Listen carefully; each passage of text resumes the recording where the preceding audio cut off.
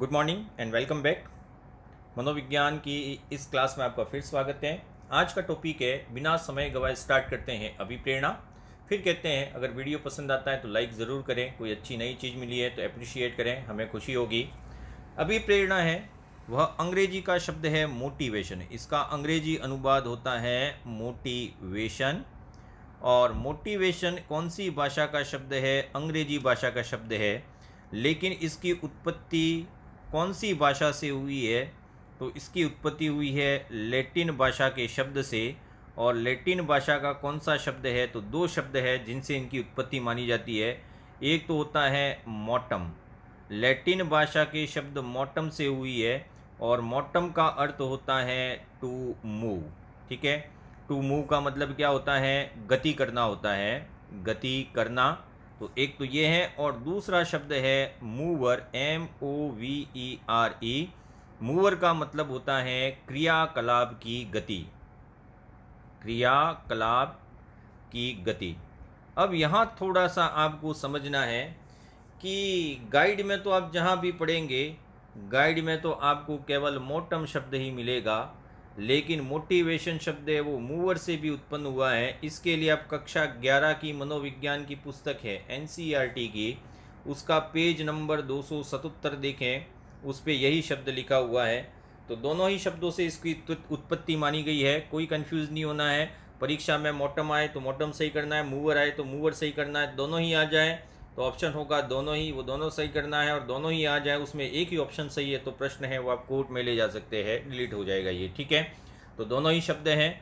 अब अभिप्रेरणा क्या है? तो मैं एक छोटी सी लाइन लिख रहा हूँ, अभिप्रेरणा क्या है? तो अभिप्रेरणा एक ऐसा प्रेरक या आंतरिक बल है। अभिप्रेरणा एक ऐसा प्रेरक या फिर आंतरिक बल है जो व्यक्ति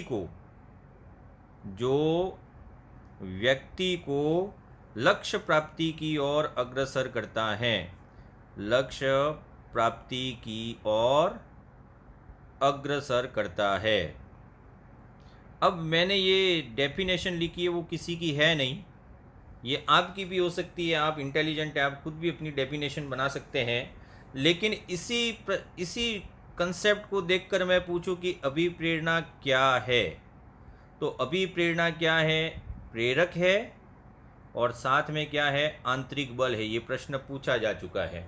अभिप्रेरणा क्या है? तो अभिप्रेरणा प्रेरक भी है और अभिप्रेरणा आंतरिक बल भी है जो व्यक्ति को लक्ष्य की ओर अग्रसर करता है। अर्थात अभिप्रेरणा क्या है? एक साधन है। तो इस डेफिनेशन से तीन शब्द निकले, अभिप्रेरणा प्रेरक है, अभिप्रेरणा आंतरिक बल है, अभिप्रेरणा एक साधन है। ठीक है ना, मैं तीनों ही लिख देता हूं। अभिप्रेरणा क्या है? साधन है। अभिप्रेरणा क्या है? प्रेरक है। अभिप्रेरणा क्या है? आंतरिक बल है। तो ये तीनों ही तीन अगर ऑप्शन में आ जाते हैं 1 2 3, तो चौथा ऑप्शन आपका होगा सभी होना ही चाहिए। तो अभिप्रेरणा एक साधन है, प्रेरक है और आंतरिक बल है। अब इसी को लेकर अभिप्रेरणा की परिभाषाएं थी, कुछ खास परिभाषाओं की बात करेंगे। अभिप्रेरणा की परिभाषाएं कौन कौन सी परिभाषाएं आपको याद रखनी है? तो जितनी भी चाहे उतनी याद रख सकते हैं, आपके दिमाग का जितना भी क्राइटेरिया है भरते रहिए, लेकिन मुझे कुछ ही याद रहती है, जिसमें एक अभिप्रेरणा की परिभाषा है जेम्स ड्रेवर की। मेरी आदत है परिभाषा के टुकड़े करने की, तो मैं यहाँ फिर टुकड़े कर रहा हूँ। अभिप्रेरणा क्या है? तो इसके अनुसार, जेम्स ड्रेवर के अनुसार, अभिप्रेरणा एक भावात्मक, यहाँ समझना ठीक है, अभिप्रेरणा एक भावात्मक और साथ साथ में उसने कहा क्रियात्मक कार्य है। अभिप्रेरणा एक भावात्मक और क्रियात्मक कार्य है जो कि चेतन या अचेतन लक्ष्य की ओर होने वाले व्यक्ति के व्यवहार को दिशा निश्चित प्रदान करने का कार्य करती है। अर्थात जो कि व्यक्ति को क्या करती है? दिशा प्रदान करती है। पूरी परिभाषा आपको याद नहीं रखनी है, बस इसमें क्या इंपॉर्टेंट है वो समझना है। अभिप्रेरणा किस प्रकार का कार्य है? तो अभिप्रेरणा एक भावात्मक कार्य भी है और एक क्रियात्मक कार्य भी है। जब भावात्मक शब्द आए, इसका मतलब अभिप्रेरणा का संबंध किससे होता है? संवेग से होता है। और जब क्रियात्मक आए तो अभिप्रेरणा का संबंध किससे होता है? मूल प्रवृत्तियों से होता है। दोनों ही चीज़ें इस परिभाषा में आ गई। जेम्स डेवर की परिभाषा दिखने में तो छोटी सी लगती है, लेकिन परीक्षा में पूछने वाला आपको पूछ ले कि जेम्स डेवर के अनुसार भावात्मक और क्रियात्मक पक्ष का संबंध किससे है, तो भावात्मक पक्ष का संबंध संवेग से है और क्रियात्मक पक्ष का संबंध किससे है? मूल प्रवृत्तियों से है। अब एक परिभाषा दी थी गुड ने गुड परिभाषा दी थी। गुड ने क्या कहा वो समझे। अभिप्रेरणा क्या काम करती है?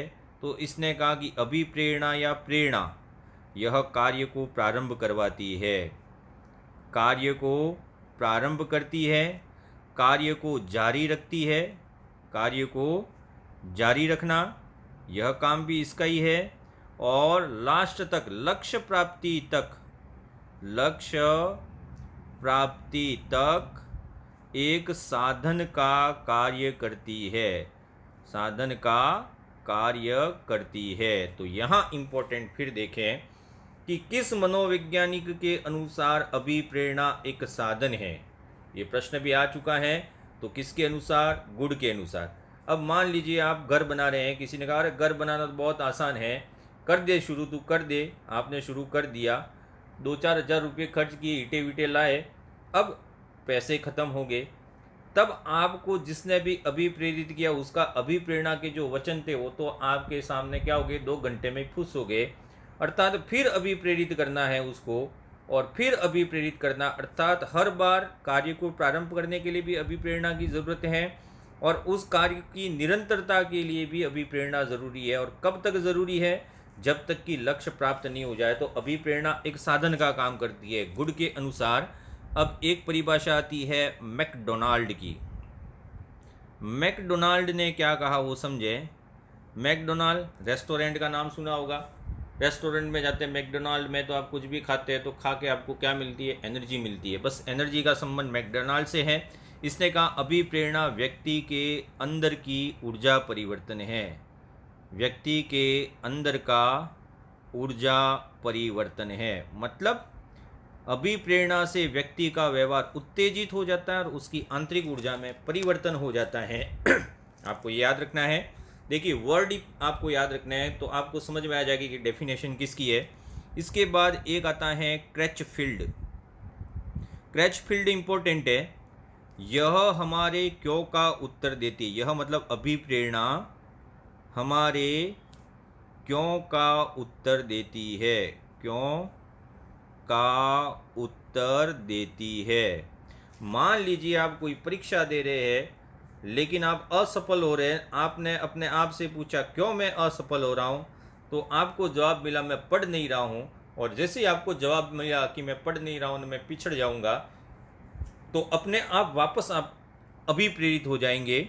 मतलब ये क्यों का जवाब देती है। इसका मतलब क्रैचफील्ड में इस क्यों का संबंध किससे है? स्व अभिप्रेरणा से है। इस क्यों का संबंध स्व अभिप्रेरणा से है, या इस क्यों का संबंध किससे है? आंतरिक अभिप्रेरणा से है। ये प्रश्न भी इम्पोर्टेंट कि क्रैचफील्ड के अनुसार क्यों का संबंध है वह किस प्रकार की अभिप्रेरणा से है। तो यह किस प्रकार की अभिप्रेरणा है? स्व अभिप्रेरणा है।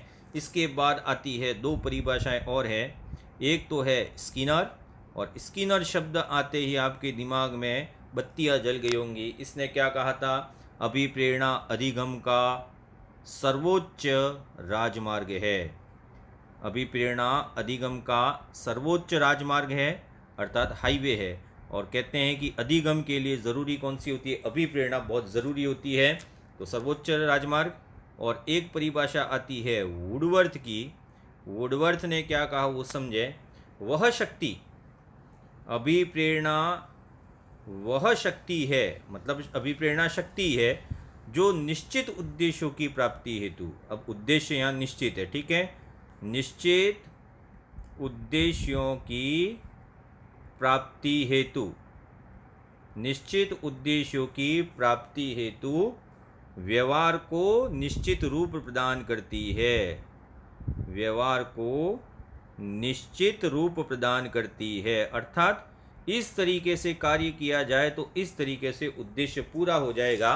तो ये परिभाषा होगी वुडवर्थ की। और एक परिभाषा और ले लेते हैं गेट्स की। गेट्स ने भी बहुत अच्छा कहा था। गेट्स ने क्या कहा था कि अभिप्रेरणा क्या है? तो इसने कहा अभिप्रेरणा शारीरिक, अब देखना यहाँ पे, शारीरिक के साथ साथ है मनोवैज्ञानिक। पहले किसी ने कहा था भावात्मक क्रियात्मक, अब यहाँ पे कहा है शारीरिक मनोवैज्ञानिक दशाएं। अभिप्रेरणा व्यक्ति की वह शारीरिक एवं मनोवैज्ञानिक दशाएं हैं जो विशेष प्रकार की क्रिया करने के लिए, जो विशेष प्रकार की क्रियाएं करने के लिए व्यक्ति को प्रेरित करती है। अर्थात किस प्रकार की दशा बताई इसने? शारीरिक और मनोवैज्ञानिक। तो गेट्स के अनुसार किस प्रकार की दशाएं या कार्य शारीरिक मनोवैज्ञानिक, जबकि जेम्स ट्रेवर के अनुसार भावात्मक और क्रियात्मक थे। तो ये परिभाषाएं हो गई। अर्थात मनोवैज्ञानिक का मतलब हो गया यहाँ पे अभिप्रेरणा एक ऐसी शक्ति है, ठीक है ना, अर्थात ऐसी शक्ति है जो कहीं न कहीं अभिप्रेरक के द्वारा निर्धारित होती है। अब यहाँ शब्द आ गया अभिप्रेरक। अभिप्रेरणा एक क्रिया है, जबकि अभिप्रेरक उस क्रिया के लिए एक एंजाइम का काम करते हैं। तो इतनी परिभाषाओं में आपको विशेष शब्दों के बारे में ध्यान रखना है।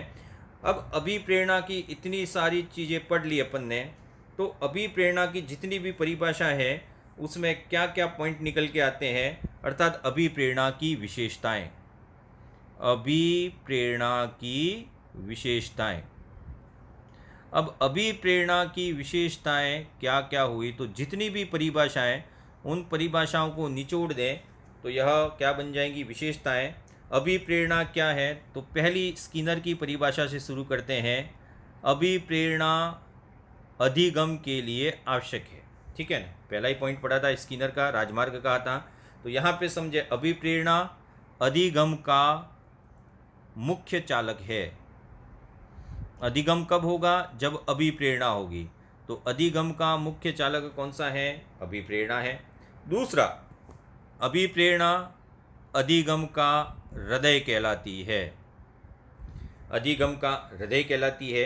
अभिप्रेरणा अधिगम का या अधिगम की पथ प्रदर्शक है, पथ प्रदर्शक है, या फिर कह सकते हैं अभिप्रेरणा अधिगम का सर्वोच्च राजमार्ग है या नेशनल हाईवे है। तो अधिगम की परिभाषा में स्किनर की परिभाषा से 4 पॉइंट निकले। अधिगम का मुख्य चालक, अधिगम का हृदय, अधिगम का पथ प्रदर्शक और अधिगम का सर्वोच्च राजमार्ग कौन सा है? अभिप्रेरणा है, पहली विशेषता। अब देखिए, अभिप्रेरणा में व्यक्ति का व्यवहार लक्ष्य निर्देशित होता है। अभिप्रेरणा में व्यक्ति का व्यवहार लक्ष्य निर्देशित होता है, लक्ष्य निर्देशित होता है। इसका अर्थ समझें। आपने सुना होगा अर्जुन वाली कहानी कि द्रोणाचार्य है, वह अपने शिष्यों को एक जंगल में ले गए और उनको कहा कि यहाँ पे एक चिड़िया है, उसकी आँख में तीर मारना है। तो सबसे पूछा इन्होंने कि तुम्हें क्या दिख रहा है, क्या दिख रहा है, क्या दिख रहा है? तो किसी ने कहा मेरे को ये दिख रहा है, ये दिख रहा है, ये दिख रहा है। किसी को तो यहाँ पे एक लड़की भी खड़ी थी, वो भी दिख गई। अर्थात आप लक्ष्य के अलावा और भी कुछ देख रहे हैं। लेकिन अर्जुन ने कहा कि सर गुरु, मेरे को तो केवल क्या दिखती है? चिड़िया की आँख। अर्थात उच्च अभिप्रेरित व्यक्ति है, वह हमेशा लक्ष्य निर्देशित होता है, उसे लक्ष्य के अलावा कुछ नहीं दिखाई देता। आप अभी आपकी मनोदशा में बात कर लो कि रीट की तैयारी करें कि पटवारी की करें, किसकी करें, मनोविज्ञान पढ़े, ज्योग्राफी पढ़े। अब आप अभिप्रेरित नहीं है तो आप है वो इधर उधर भटकते रहेंगे। लेकिन आपको अभिप्रेरणा मिल गई तो आपका लक्ष्य है वह निश्चित हो जाएगा और आपका व्यवहार है वो लक्ष्य निर्देशित हो जाएगा। तो यहाँ ज़रूर याद रखें, अभिप्रेरणा में व्यक्ति का व्यवहार लक्ष्य निर्देशित होता है। अगली बात करें तो अभिप्रेरणा व्यक्ति के व्यवहार को क्या कर देती है? उत्तेजित कर देती है, अर्थात आंतरिक ऊर्जा में परिवर्तन कर देती है। अब आंतरिक ऊर्जा में परिवर्तन वाला शब्द किसने दिया था? मैकडोनाल्ड ने दिया था, ये भी याद रखना है। तो उत्तेजित करती है, ऊर्जा में परिवर्तन कर देती है। अभिप्रेरणा साधन है, साध्य नहीं, ये सबसे इम्पोर्टेंट है। अभिप्रेरणा एक साधन है, यह साध्य नहीं है। ठीक है, ये आपको याद रखना है। यह केवल आपको लक्ष्य प्राप्ति में सहायता प्रदान कर सकती है, खुद ये लक्ष्य नहीं होती है। तो इतनी अभिप्रेरणा की विशेषताएं थी जो आपको याद रखनी है। अब इम्पोर्टेंट आता है, अभिप्रेरित करने के लिए प्रेरक होने चाहिए। क्या होने चाहिए? प्रेरक। ये प्रेरक क्या होते हैं? तो जो व्यक्ति को अभिप्रेरित करने के लिए टूल्स होते हैं वही कहलाते हैं प्रेरक, जिनको कहा गया है मोटिव्स कहा गया है। अब कन्फ्यूज़न, कल भी कन्फ्यूज़न था, मूल प्रवृत्ति मूल प्रवृत्ति मूल प्रवृत्ति, उसको आज थोड़ा सा हम डिस्कस करेंगे यहाँ पे। प्रेरक कितने प्रकार के होते हैं?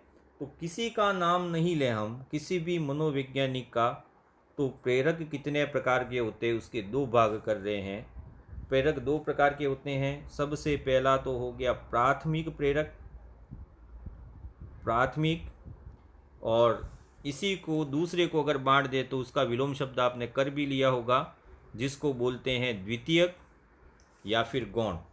तो प्रेरक, जिसको अभिप्रेरक भी बोल सकते हैं ना, प्राथमिक अभिप्रेरक होते हैं और दूसरे होते हैं द्वितीय अभिप्रेरक। क्या अंतर होता है प्राथमिक और क्या अंतर होता है द्वितीयक में, इसको समझेंगे। क्लियर समझना है इसको। इनका संबंध मूलभूत आवश्यकताओं से होता है। पहला पॉइंट बिल्कुल ध्यान से समझना है, इनका संबंध मूलभूत आवश्यकताओं से होता है, मूलभूत आवश्यकता से होता है। अब इसका मतलब क्या है कि आपके जन्म के साथ जो मिल गया इनबिल्ड, उसके साथ ही इसका संबंध होता है। इसको अपन लिख सकते हैं, यह क्या होते हैं? जन्मजात होते हैं, यह जन्मजात होते हैं। अब देखना, जहाँ भी मनोविज्ञान में जन्मजात शब्द आ जाए तो वह पहले से इनबिल्ड है और वंशानुगत है, समझ लें। तो प्राथमिक अभिप्रेरक है, इनका संबंध मूलभूत आवश्यकता से होता है और ये जन्मजात होते हैं। जैसे कि मैं यहाँ लिख दूँ, भूख जन्मजात, काम, नींद, विश्राम, ये आपको करने ही पड़ेंगे, ये भगवान ने पहले से ही दे दिए है। भूख लगेगी ही, काम इच्छा होगी, नींद आएगी ही, विश्राम करना ही पड़ेगा। जबकि दूसरी बात करें तो द्वितीयक प्रेरक, इनका संबंध सामाजिक मनोवैज्ञानिक आवश्यकताओं से होता है। इनका संबंध सामाजिक मनोवैज्ञानिक आवश्यकताओं से होता है। अब यहाँ पे पॉइंट इम्पोर्टेंट है, वो समझे। प्राथमिक प्रेरक किससे संबंधित होते हैं? मूलभूत आवश्यकता से। जबकि द्वितीयक प्रेरक होते हैं वो किससे संबंधित होते हैं? सामाजिक मनोवैज्ञानिक आवश्यकताओं से। ये जन्मजात होते हैं प्राथमिक, जबकि यह प्रेरक कैसे होते हैं? अर्जित होते हैं, जिन्हें एक्वायर्ड किया जाता है। जैसे कि उपलब्धि आप अर्जित करते हैं, उपलब्धि के बाद है शक्ति, यह भी आप अर्जित करते हैं। शक्ति के बाद संरक्षण या सुरक्षा एक्वायर्ड होती है। आत्माभिव्यक्ति, ये पूछा गया था, आत्माभिव्यक्ति, आत्माभिव्यक्ति भी किस प्रकार का प्रेरक है? सामाजिक मनोवैज्ञानिक यानी कि द्वितीयक है। स्नेह, यह भी अर्जित किया जाता है, तो यह भी द्वितीयक प्रेरक की श्रेणी में आता है। अब आपको क्या समझना है वो देख लें। ऐसे प्रेरक जो मूलभूत आवश्यकताओं से संबंधित होते हैं उन्हें प्राथमिक प्रेरक कहते हैं, और सामाजिक मनोवैज्ञानिक आवश्यकता से जुड़े होते हैं इन्हें द्वितीयक प्रेरक कहते हैं। और इन्हीं को देखते देखते देखते एक व्यक्ति ने देखा मटेरियल तैयार है, अब हम ही अपना नाम दे देते हैं। तो प्रेरकों का वर्गीकरण, ये वर्गीकरण था, लेकिन ये ओवरऑल वर्गीकरण है मनोविज्ञान के अनुसार। लेकिन 3 मनोवैज्ञानिकों ने किया, इसी को कॉपी एंड पेस्ट कर दिया, वह है मैस्लो। और यहाँ पे आएगा अब्राहम मैस्लो। ठीक है, अब्राहम मैस्लो ने इन्हीं को देखकर अपने प्रेरक दिए। अब 3 प्रकार के वर्गीकरण आपको याद रखने हैं, वह देखना। मैं यहाँ साथ में लिख रहा हूँ। एक तो Abraham Maslow, Abraham Maslow. Abraham Maslow के बाद दूसरा आता है थॉमसन। थॉमसन ने भी प्रेरकों का वर्गीकरण किया। और थॉमसन के बाद तीसरा आता है गैरेट। गैरेट ने भी प्रेरकों का वर्गीकरण किया। अब्राहम मैस्लो के अनुसार प्रेरक 2 प्रकार के होते हैं, थॉमसन के अनुसार प्रेरक 2 प्रकार के होते हैं, लेकिन गैरेट ने प्रेरकों को कितने भागों में बांटा? 3 भागों में बांटा। ये 3 भाग क्या कहते हैं वो समझ लें। अब्राहम मैस्लो ने क्या किया, जो अभी हम पढ़े इसको, इन्हीं प्रेरकों को, ये वाले नाम है जन्मजात और अर्जित। ऐसे प्रेरक जो जन्मजात होते हैं और ऐसे प्रेरक जो अर्जित है, तो इसमें नाम कॉपी करके इधर ले आया। तो मैस्लो के अनुसार प्रेरक कितने प्रकार के होते हैं? 2। एक तो हो गया जन्मजात, और जन्मजात के बाद उसने नाम दे दिया अर्जित। अर्थात मैस्लो का प्रेरकों का वर्गीकरण है वह मनोविज्ञान की प्राथमिक और द्वितीयक जो थे उनमें से ही शब्द लिया गया है। जैसे कि इसमें बताया भूख, व्यक्ति को प्यास लगती है तो प्यास, वही जो प्राकृतिक थे वही नींद, काम, इस प्रकार के जो प्रेरक है वह जन्मजात कहे जाते हैं। अर्जित में जिसे एक्वायर्ड किया जाता है, तो आपकी रुचि है, आपकी आदत है, आदत के साथ आपकी सृजनशीलता है, सृजनशीलता, प्रतिष्ठा, समाज में जो प्रतिष्ठा होती है, प्रतिष्ठा के साथ सम्मान, और सम्मान के साथ हो सकता है पुरस्कार। ये जो प्रेरक है वह अर्जित प्रेरक की श्रेणी में आएंगे। किसके अनुसार? Abraham Maslow. थॉमसन ने इन्हीं प्रेरकों को 2 भागों में बांट दिया। एक प्रेरक कर दिए स्वाभाविक, और दूसरे कर दिए कृत्रिम प्रेरक। स्वाभाविक और कृत्रिम, ये जरूर याद रखें। मैस्लो के अनुसार जन्मजात अर्जित थे, थॉमसन ने इन्हीं प्रेरकों को स्वाभाविक और कृत्रिम बोला। स्वाभाविक में कौन सा आया? एक बालक है, स्वाभाविक से खेलना चाहेगा तो खेलना। सुख प्राप्ति, यह सुख प्राप्ति भी स्वाभाविक होती है। जबकि कृत्रिम में बात करें तो यही कि यही कॉपी और पेस्ट कर दिया तो क्या हो जाएंगे? कृत्रिम हो जाएंगे। स्वाभाविक में ये सारे आप यहाँ पे भी लिख सकते हैं। लेकिन गैरेट का वर्गीकरण है वह 3 भागों में विभाजित हो गया। इसने कहा प्रेरक 3 प्रकार के होते हैं, जैविक, जैविक के बाद दूसरा है मनोवैज्ञानिक, और मनोवैज्ञानिक के बाद आते हैं सामाजिक। अब इसने नया टर्म क्या जोड़ा? मनोवैज्ञानिक और सामाजिक, लेकिन प्रकृति वही रही। जैविक जो जीव के साथ ही उत्पन्न होते हैं, जैसे कि भय, भय के साथ प्रेम, और प्रेम के साथ क्रोध।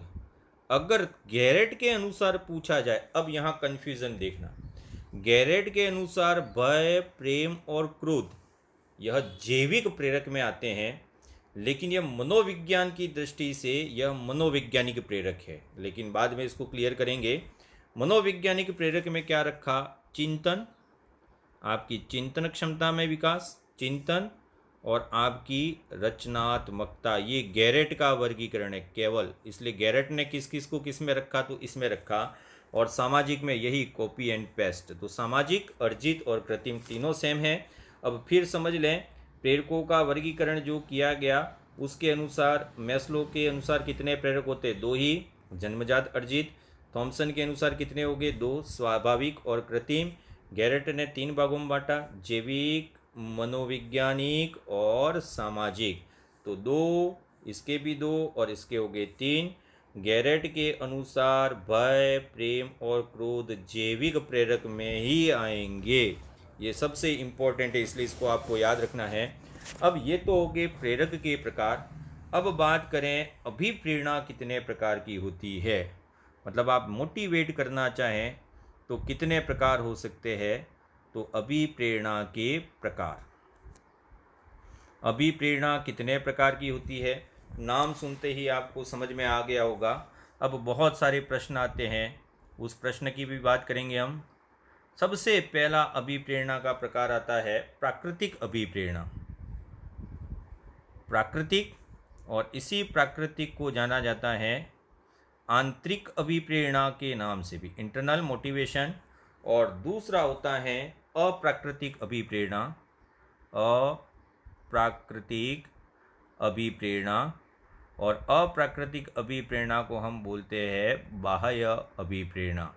ठीक है, दोनों में इम्पोर्टेंट कौन सी है, दोनों में क्या क्या प्रश्न पूछे जा सकते हैं, उत्तर आप खुद निकालेंगे। देखिए, आप 1000 प्रश्न बना सकते हैं और हर 1000 प्रश्न को यहाँ डिस्कस करना संभव नहीं है, लेकिन उसका कंसेप्ट समझ ले तो आप डिस्कस कर सकते हैं, आप उसका उत्तर भी निकाल सकते हैं। प्राकृतिक अभिप्रेरणा, आंतरिक अभिप्रेरणा, इसी को नाम दिया गया है सकारात्मक अभिप्रेरणा, जबकि इसको नाम दिया गया है नकारात्मक अभिप्रेरणा। तो दोनों ही नाम हो गए। अगले, प्राथमिक अभिप्रेरणा का संबंध किससे होता है? तो व्यक्ति की प्राकृतिक इच्छा या उसके आवश्यकता, उससे होता है।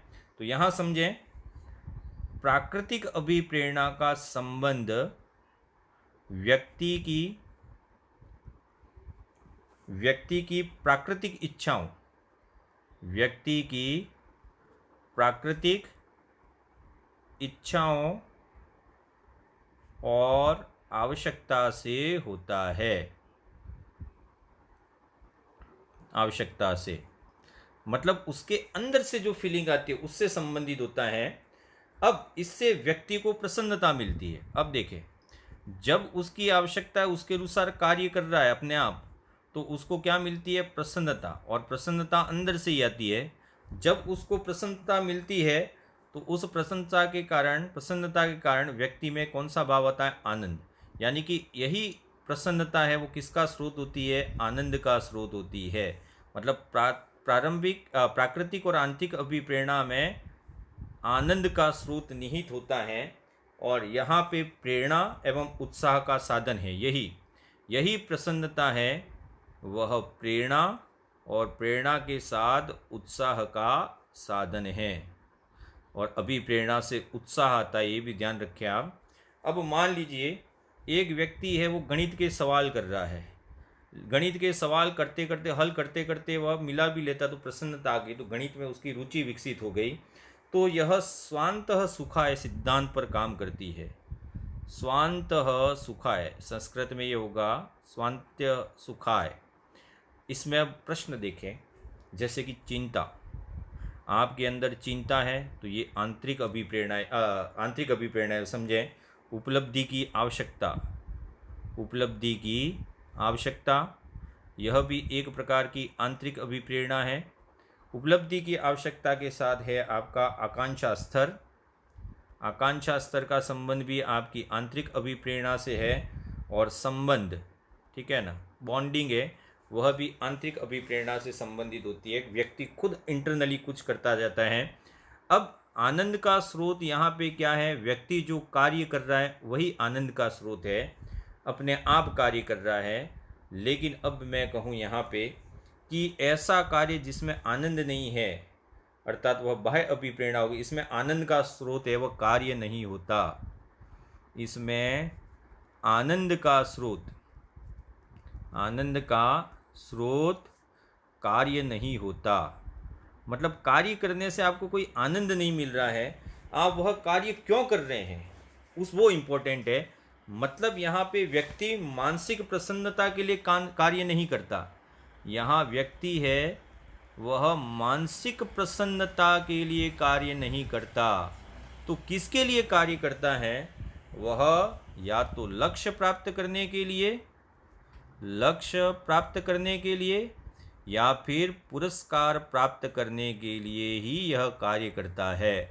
तो बाह्य अभिप्रेरणा का संबंध केवल लक्ष्य प्राप्ति से है।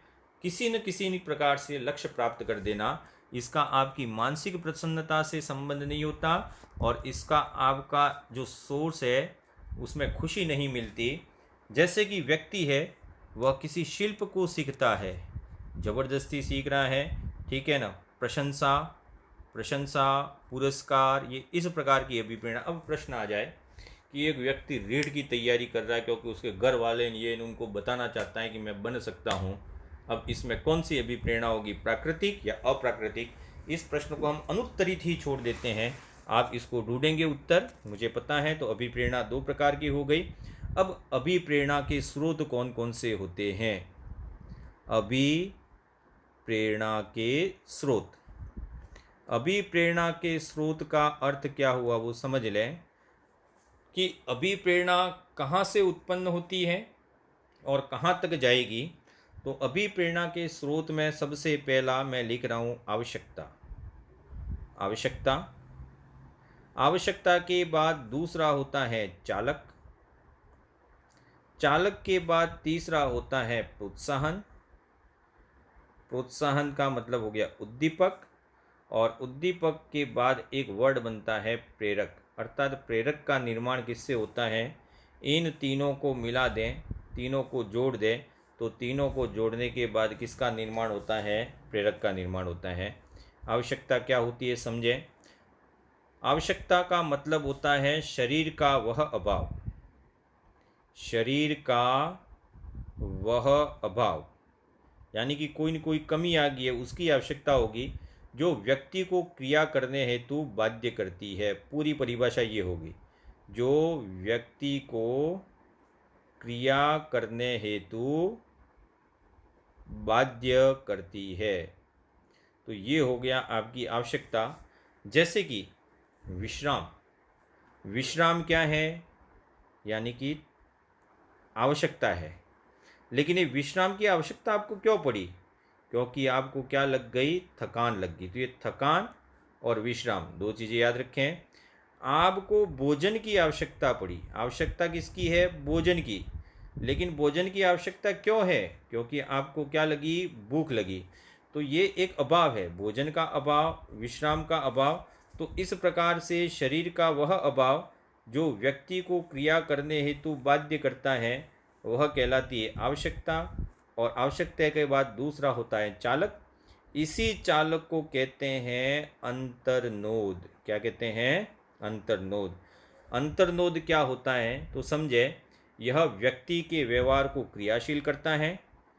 क्रियाशील करने का काम यही करता है, व्यक्ति के व्यवहार को क्रियाशील करता है, यानी कि क्रियाशील व्यवहार चालक के कारण ही होता है। और प्रत्येक आवश्यकता से एक चालक जुड़ा होता है। अब आवश्यकता को कौन जन्म देगा? चालक देगा। डेफिनेटली चालक विकसित होना चाहिए। अब चालक जितना तीव्र होगा, चालक जितना तीव्र होगा, मतलब आवश्यकता है वह क्या होगी? उतनी ही तीव्र होगी। चालक जितना तीव्र होगा, अभिप्रेरणा भी क्या होगी? तीव्र होगी। अब देखें, यहाँ पे भूख एक चालक है और भोजन क्या हो गई? आवश्यकता। भूख एक चालक है और भोजन क्या होगी? यहाँ पे आवश्यकता हो गई। जब तक चालक शांत नहीं होता, यानी कि भूख शांत नहीं होती, तब तक व्यक्ति वो क्रिया करता रहेगा। तो चालक का शांत होना जरूरी है। आवश्यकता चालक को शांत करती है, ये चालक है। अब इस चालक के लिए आवश्यकता क्या है? भोजन है। भोजन यहाँ पे आवश्यकता हो गई। तो चालक को शांत करने का काम कौन करती है? आवश्यकता। और आवश्यकता पूरी हो गई, इसका मतलब आपका चालक मर गया और फिर आपका व्यवहार वो पुनः क्या हो जाएगा? सामान्य हो जाएगा। तो हर चालक एक आवश्यकता से जुड़ा होता है और जब तक चालक शांत नहीं होता तब तक व्यक्ति है वो क्रिया करता रहेगा। और आवश्यकता पूरी हो गई तो चालक अपने आप क्या हो जाएगा? शांत हो जाएगा। लेकिन यहाँ पे अंतर्नोद की तीव्रता सबसे इम्पोर्टेंट है। चालक जितना तीव्र होगा, अभिप्रेरणा भी उतनी ही उच्च होगी। तो अभिप्रेरणा का स्तर किस पे निर्भर करता है? अभिप्रेरणा का स्तर हमेशा किस पर निर्भर करता है? चालक पर निर्भर करता है। रीट का एग्ज़ाम कब होगा? किसी को तो कुछ पड़ी नहीं है, जब भी होगा दे देंगे। लेकिन किसी को नौकरी की सख्त आवश्यकता है, पैसे चाहिए, उसके घर में पैसे ही नहीं है, खाने की चीज़ें ही नहीं है, तब वो तो चाहेगा कि रीट का एग्ज़ाम अगस्त में हो जाए, सितंबर तक हो जाए। और कुछ थाले बैठे हुए उनके लिए तो 2025 में भी हो तो कोई मतलब नहीं है, तब तक भी वो तो इसी तरीके से पढ़ते रहेंगे। तो यहाँ पे चालक का तीव्र होना या चालक का मजबूत होना ही अभिप्रेरणा के स्तर को निर्धारित करता है। तो यहाँ प्रश्न समझें, इन तीनों में से अभिप्रेरणा के स्तर हेतु कौन जिम्मेदार है? चालक जिम्मेदार है। और प्रोत्साहन का मतलब क्या हुआ? जिससे आपकी आवश्यकता, जो आपकी आवश्यकता पूर्ण करे, जो आवश्यकता पूर्ण कर देता है वह कहलाता है उद्दीपक या प्रोत्साहन कहलाता है, और तीनों मिलते ही क्या बन जाता है, ये प्रेरक बन जाता है। अब अभिप्रेरणा वक्र क्या होता है उसको समझेंगे। अभिप्रेरणा वक्र मतलब आप किस प्रकार से अभिप्रेरित होते हैं और किन किन चरणों से गुजरते हैं। तो कहते हैं कि व्यक्ति में कोई न कोई आवश्यकता उत्पन्न होती है। जब व्यक्ति में आवश्यकता उत्पन्न हुई तो व्यक्ति का व्यवहार है वह कैसा हो जाता है, असामान्य हो जाता है। और इसी आवश्यकता से व्यक्ति में क्या उत्पन्न होता है, मतलब किससे संबंधित होता है आवश्यकता, अंतर्नोद से संबंधित होती है या फिर कह सकते हैं चालक से। ठीक है, इसको याद रखना है, चालक के कारण ही आवश्यकता उत्पन्न होती है। अब आवश्यकता उत्पन्न हुई तो आप में उद्वेलन आ जाएगा। उद्वेलन का मतलब आपको किसी भी तरीके से आवश्यकता पूरी करनी है। अब आपकी जो आवश्यकता है, हर आवश्यकता नहीं, उस समय आपकी जो आवश्यकता है वही आपका लक्ष्य बन जाएगी। मतलब आपका व्यवहार अब कैसा हो जाएगा, लक्ष्य निर्दिष्ट व्यवहार। तब आप क्या करेंगे, लक्ष्य निर्दिष्ट व्यवहार करेंगे। लक्ष्य निर्दिष्ट व्यवहार करने पर आपको कुछ न कुछ चीज़ प्राप्त होगी, उपलब्ध होगी, जिसको क्या बोलेंगे, उपलब्धि बोलेंगे। और जैसे ही आपको कोई वस्तु प्राप्त होगी यानी कि प्रोत्साहन प्राप्त हो गया, यही उपलब्धि का संबंध किससे है, प्रोत्साहन से, उद्दीपक प्राप्त हो गया, तब आपके उद्वेलन में अब क्या आती रहेगी, कमी। उद्वेलन में कमी आ जाएगी और जैसे ही उद्वेलन में कमी आई, प्राणी का व्यवहार है वो क्या हो जाता है, सामान्य। प्राणी का व्यवहार वापस कैसा हो जाता है, सामान्य, और यहाँ आके रुक जाता है। मतलब ये थोड़ा सा यहाँ ब्रेक बनाया मैंने। अब देखना यहाँ आवश्यकता के बाद व्यक्ति का व्यवहार कैसा होता है, असामान्य। लेकिन आवश्यकता पूरी हो जाए तो व्यक्ति का व्यवहार कैसा हो जाता है, सामान्य। लेकिन व्यक्ति की आवश्यकताएं कभी ख़त्म ही नहीं होती, एक पूरी हुई तो दूसरी शुरू हो जाएगी, अर्थात आवश्यकता के बाद फिर किसी नई आवश्यकता का जन्म होगा। तो इस प्रकार से एक अभिप्रेरणा वक्र का निर्माण होगा। इसमें आवश्यकता, अंतर्नोद, उद्वेलन, लक्ष्य निर्दिष्ट व्यवहार, उपलब्धि, उद्वेलन में कमी, स्टॉप, प्राणी का व्यवहार सामान्य, और फिर नई आवश्यकता का जन्म। ठीक है, तो यहाँ पे एक पॉइंट मैं जोड़ रहा हूँ, नई आवश्यकता का जन्म होता है। कब होता है, जब आवश्यकता के बाद व्यक्ति सामान्य हो जाए तो उसे नई आवश्यकता का जन्म होता है। तो ये हो गया आपका अभिप्रेरणा वक्र, इम्पोर्टेंट है, इसमें से भी पूछा जा सकता है। अब अभिप्रेरणा के सिद्धांत हैं, इन अभिप्रेरणा के सिद्धांतों की बात करेंगे। तो आज का एक सिद्धांत लेते हैं हम, अभिप्रेरणा के सिद्धांत। अभिप्रेरणा के सिद्धांत, एक ही सिद्धांत पढ़ेंगे लेकिन वो इम्पोर्टेंट है इसलिए आपको याद रखना है। एक सिद्धांत है वह है मूल प्रवृत्ति का सिद्धांत। मूल प्रवृत्ति का सिद्धांत, ध्यान से समझे इस मूल प्रवृत्ति के सिद्धांत को। मूल प्रवृत्ति का सिद्धांत, कितने मनोवैज्ञानिक इसमें आएंगे नाम वो समझें।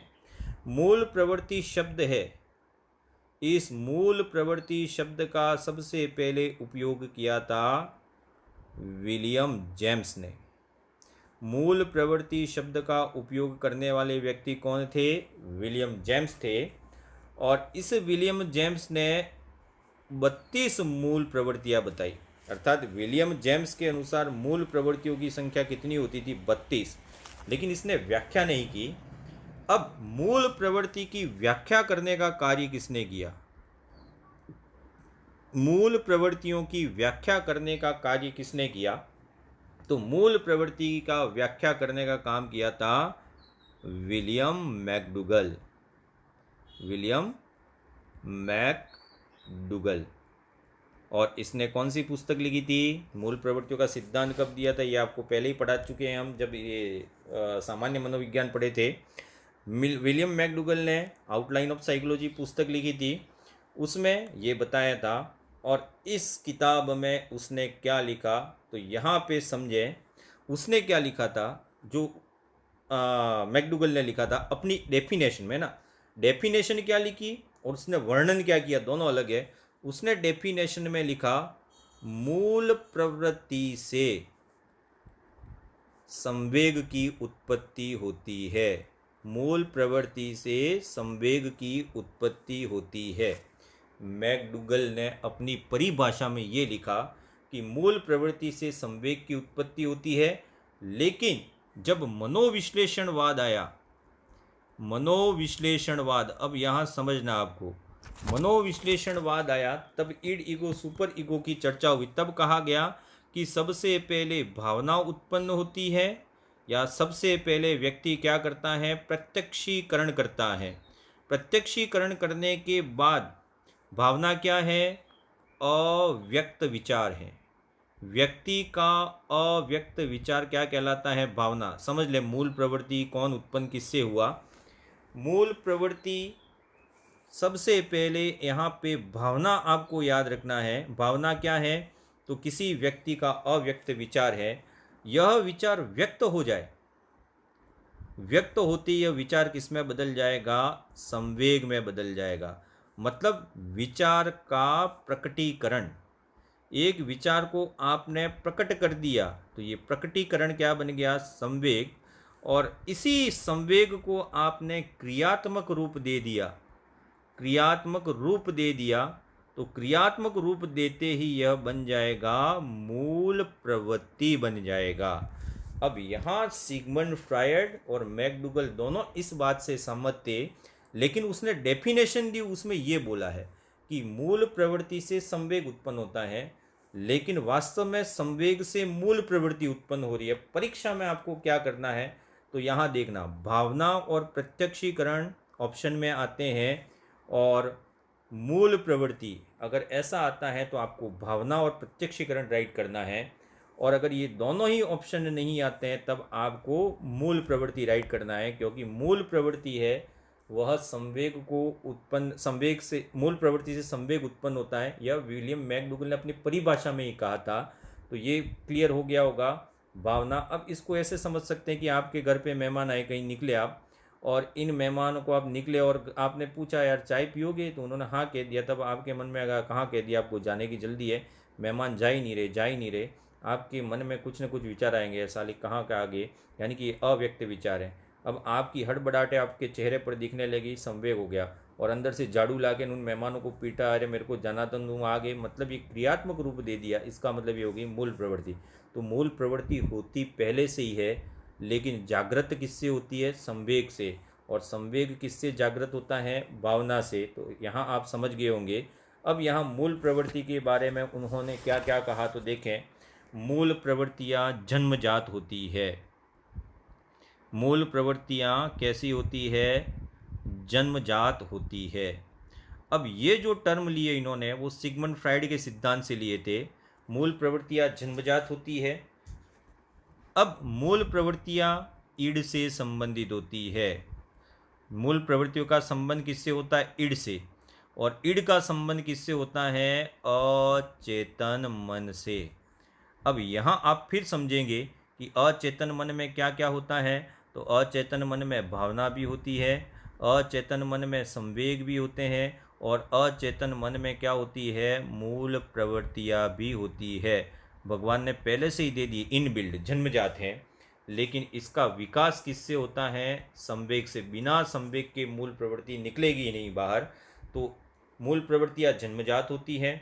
ये दोनों ही आपको याद रखना है। मूल प्रवृत्तियों का संबंध ईड से होता है, और मूल प्रवृत्तियों का संबंध मन के कौन से भाग से होता है, अचेतन भाग से होता है।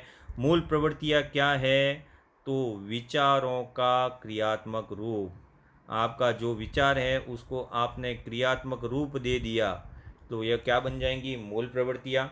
मूल प्रवृत्तियाँ सार्वभौमिक होती है, अर्थात हर व्यक्ति में मूल प्रवृत्ति पाई जाती है। सार्वभौमिक का मतलब मूल प्रवृत्तियाँ परिवर्तनशील होती है, इसमें परिवर्तन हो सकता है। मूल प्रवृत्तियाँ परिवर्तनशील होती हैं। यह आदतें नहीं होती है, यह आदतों से भिन्न होती है। मूल प्रवृत्तियाँ आदतों से भिन्न होती है।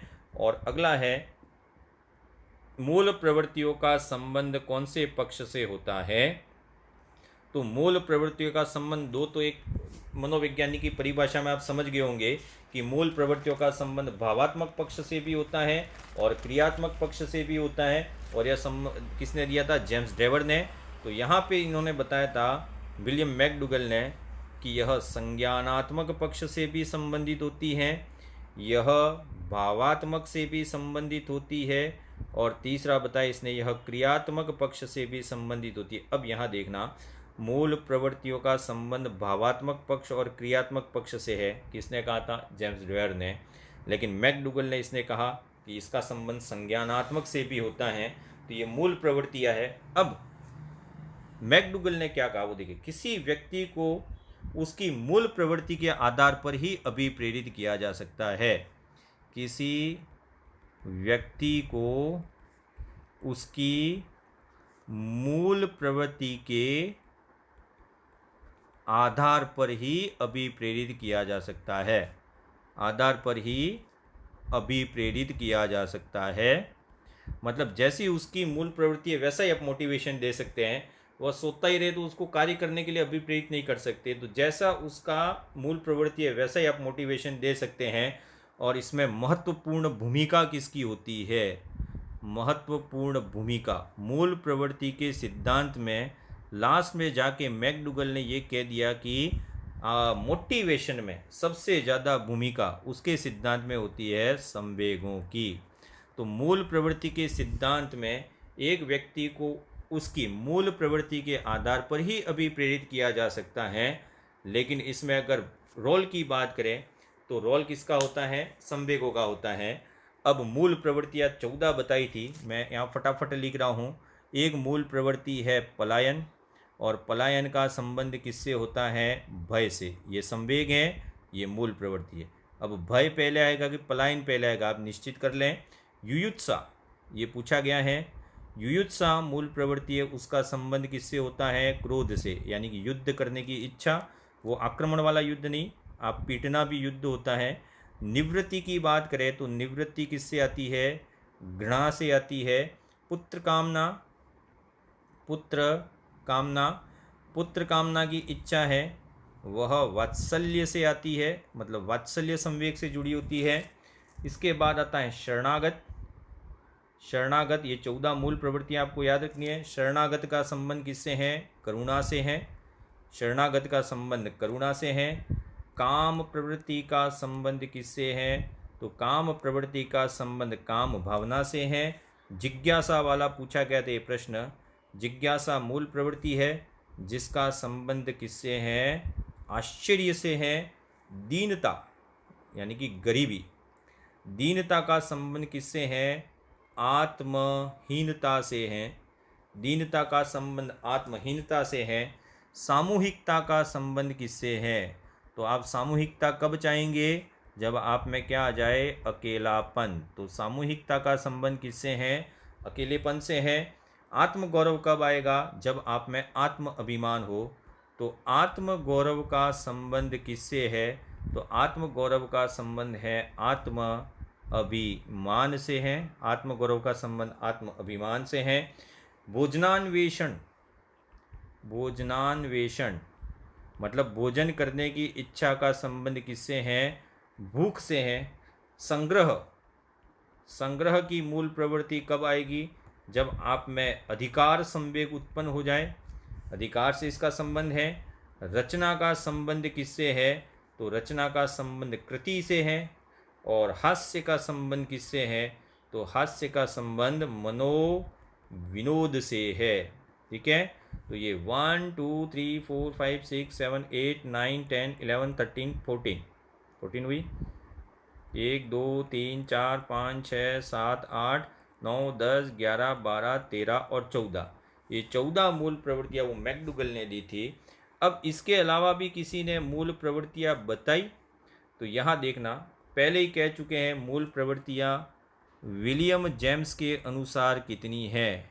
तो विलियम जेम्स के अनुसार मूल प्रवृत्तियों की संख्या कितनी है? 32, जो सबसे पहले बताई थी। फ्रायड ने भी अपनी मूल प्रवृत्तियाँ बताई थी। फ्रायड के अनुसार मूल प्रवृत्तियाँ कितनी है? 2 है, और दोनों की बात कर ली थी। एक तो है इरोज और दूसरी कौन सी होती है?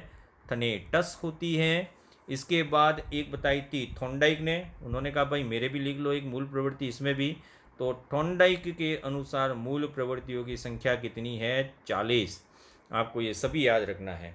फिर समझ लें, विलियम जेम्स के अनुसार 32 मूल प्रवृत्तियाँ, मैकडूगल के अनुसार 14 मूल प्रवृत्तियाँ, फ्रायड के अनुसार 2 मूल प्रवृत्तियाँ, और थॉर्नडाइक के अनुसार मूल प्रवृत्तियों की संख्या कितनी होती है? 40 होती है। इरोज और थनेटस क्या हैं? मूल प्रवृत्तियाँ हैं। जबकि फ्रायड में ऐसे ही 2 नाम और आते हैं, ओडिपस और इलेक्ट्रा क्या है? तो ये दोनों मनोग्रंथियाँ हैं। आपने बिल्कुल विस्तार रूप से ये मैकडूगल का सिद्धांत पढ़ा। कल हम अभिप्रेरणा के 5 सिद्धांत और हैं उनकी व्याख्या करेंगे। Thank you and keep smiling.